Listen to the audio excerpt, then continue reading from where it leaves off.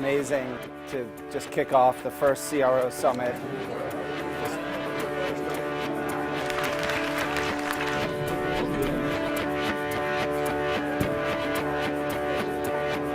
I think I'm just overwhelmed by the human energy that's being created in the room of 26 people. I almost feel like it's a pond and we've thrown in a million pebbles and all the ripples are intersecting.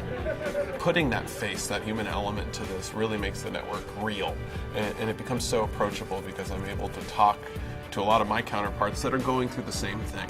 And there's literally no one else on the face of the planet that understands what I'm going through as much as someone else is going through it in their own city. This is our first cohort of Chief Resilience Officers, so one of the goals of the summit is for the resilience officers to get to know one another, to be able to put a face to a name, and to begin to really understand that they are on this shared journey together. Well, it's hard to believe that at this time last year there wasn't a single Chief Resilience Officer anywhere in the world. We are going from an old way of thinking that is not more capable to deal with complex problems to a new thinking. You develop a new type of knowledge capable to deal with complex problems, and new types of solutions come out. Es la oportunidad que tenemos de compartir nuestras experiencias con otros directores de resiliencia de ciudades en Asia, África, Europa. I think it's not about just what we're trying to accomplish, it's also how we do it, from the bottom up as well. Y los mismos intereses y las mismas problemáticas, pero hemos diseñado soluciones distintas. And I think that's the critical question for 21st century, to discuss and to debate and to see solutions for everyday life common people. Sort of surprising, but it shouldn't be surprising that New Orleans shares a lot of social issues with places like Medellin, Colombia, water management issues with Rome, social structure issues with Ramallah. These are all places that I would not have necessarily thought about that we shared a lot of similar issues. I think that's why you see so much enthusiasm, is because of this connection that we've made with one another. I feel so surprised when I see some similarity of problems that the cities are facing.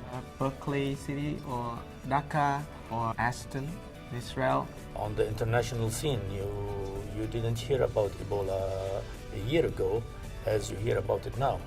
So the resiliency is something really changing all the time. It's not something fixed. With the Office of the Chief Resilience Officer, now we have a thing to call it. We have a name for it. And we have a position that's really created not to be the expert on everything. It's our job to be the conduit. I would say this is a disruptive position as a Chief Resilience Officer. Your job is to disrupt the norm. But when the conversation starts and when the framework gets put into place, it's a very powerful opportunity. Very often it's hard to get the kind of perspective you need to generate the long-term energy for change. And I think that's why we're all here. And I think what is new about this process, it's allowing us the freedom to engender a sense of hope. It's giving us the tools and equipping us with the relationships to do more than we could have on our own.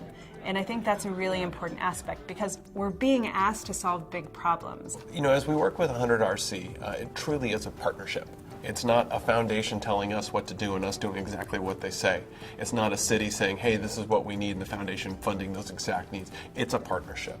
But as the 100 are built out and they are working together, they actually, we hope, will become the linchpin of a global movement around building resilience. The most innovative thing, quite frankly, is the most simple, is that everything is indivisible and everything needs to be tied together, and you can't live in isolation. I think it's going to turn out being a lot more than 100 over time, and I think that they're going to find that as they develop what this is, it'll change as long as we stay disciplined about the approach and make sure that we're not trying to do everything for everybody.